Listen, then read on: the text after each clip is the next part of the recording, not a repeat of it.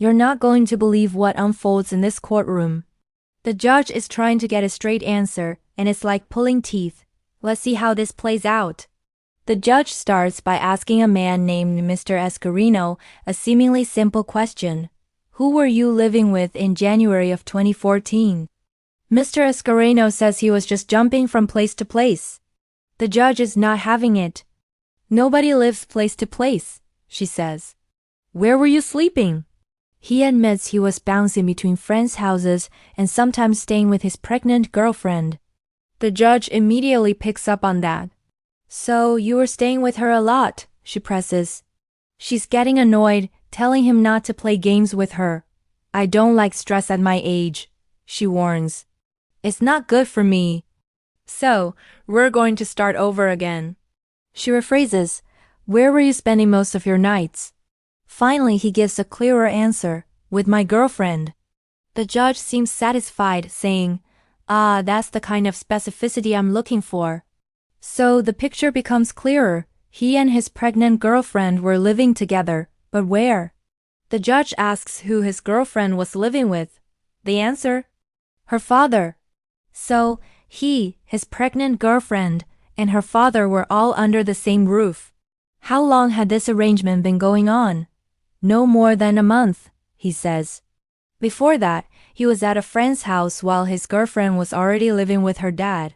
Now, the judge turns her attention to the girlfriend, Miss Ramos. She's 21 years old.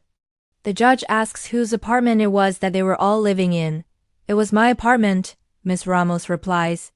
She had leased it just the month before, in December of 2013. Before that, she had been living with her mother for about 5 years. During that time, her father was living with his own mother, her grandmother. This is getting complicated.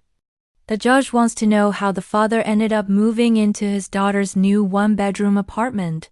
Look at me, the judge insists.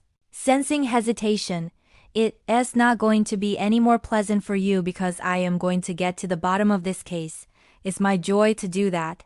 It's what keeps my juices flowing. She demands to know what brought them all together under one roof. Miss Ramos explains that her father didn't want to live with his mother anymore. She told him that if he wasn't comfortable there, he was welcome to come live with her. A one-bedroom apartment.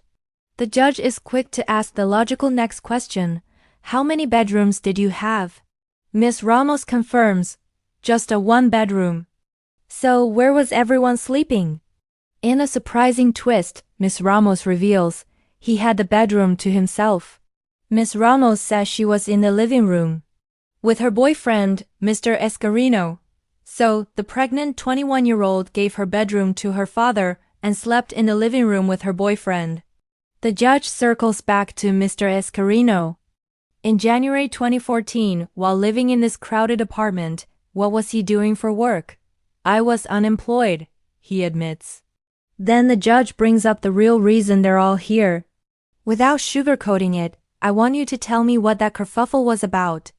Mr. Escarino lays it out. It was a commercial burglary and felony evading. The judge digs deeper. What kind of premises were you burglarizing? He clarifies. More like vehicles. So he was breaking into cars. The judge asks what he was trying to do. He claims a friend he was with saw something valuable inside a car. The friend went in, got spotted, and ran back to Mr. Escarino's car. He says that because he had a recent run-in with the law and knew his girlfriend was pregnant, he didn't want to go back to jail. So, he fled. When you fled, there was a high-speed chase, the judge states. Yes, he confirms. But they caught you. Yes, and they set his bail at $100,000. When the judge asks how much the bond cost to get out, he says he has no idea. They handled the paperwork and everything. I was not aware of the price.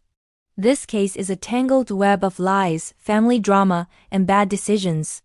You have to wonder what the judge will do next. Thanks for watching, and don't forget to follow for more incredible courtroom stories.